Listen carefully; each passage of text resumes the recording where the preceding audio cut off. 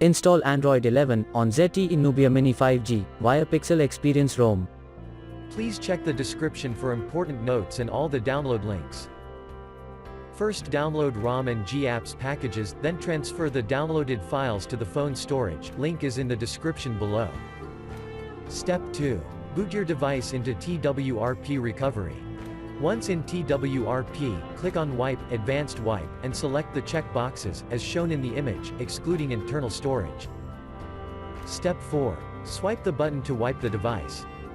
Step 5. Go back to the recovery main screen, and tap on the Install button.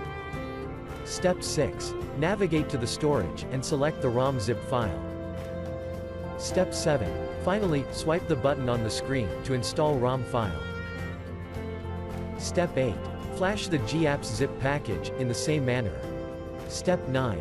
After GApps flashing completes, select Wipe Cache and Dalvik from bottom left side of screen, and swipe to wipe. Step 10. When the flashing process is complete, hit Reboot System. That's it, you have successfully installed the ROM on your device.